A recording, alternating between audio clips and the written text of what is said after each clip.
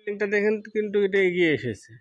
এটা এই ৬ নম্বর বিল্ডিংটা এগিয়ে এসেছে এবং এই দেখেন ৬ নম্বর বিল্ডিংটা সম্পূর্ণ এটা কিন্তু এটা পিছনে কিন্তু এটা আগে, এবং আগে কিন্তু পাশাপাশি দুটো বিল্ডিং কিন্তু আগে কয়েকটা বিল্ডিং, এবং এর সাথে এটা এর পাশেরটা একই রকম, এর দরজা একই রকম।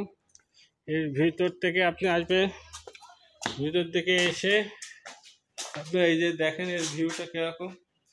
এর ভিউটা এরকমভাবে রাজারা এখানে সৈন্যরা থাকতো, এখানে পাহাড়া থাকতো।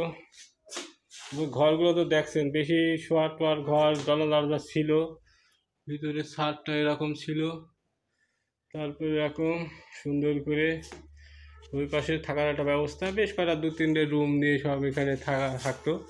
ভালোই মোটামুটি। ছাদটা একটু এর ডিজাইনটা একরকম করেছে, এর পাশে কিন্তু ঢালাই দিয়েছে। হ্যাঁ, ঢালাইগুলো এখানে কিন্তু ছোট ছোট কাঠ বসিয়েছে। হ্যাঁ, ঢালাইয়ের কাঠ অথবা কাঠ, সেখানে রেলিং দিয়ে, এখানে রেলিং দিয়ে সুন্দর করে বসিয়েছে। এটা খুবই সুন্দর বলে, যত বছর ধরে রয়েছে এইভাবে বিল্ডিং তৈরি করা যায় ২ তলা ৩ তলা। হ্যাঁ,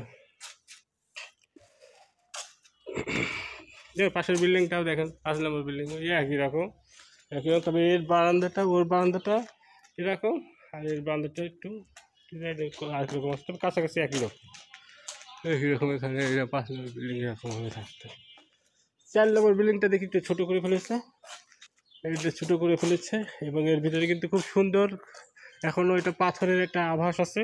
এগুলো ঢালাই করা, এগুলো পাথর দিয়ে তৈরি করা। এই পাথর দিয়ে তৈরি করা যে বাসাটা দেখেন কী সুন্দর। এবং এই বাসাটা আপনাদেরকে দেখালাম, দেখেন এখানে কিন্তু এই যে এখনও সুন্দর করে এগুলো ডেকোরেশন করেছে, এগুলো ভাঙেনি। তো এখানে মোমবাতি জ্বলতো, জিনিসপত্র রাখতো, এখানে বই পুস্তক রাখতো, এখানে ঘুমানোর জায়গা।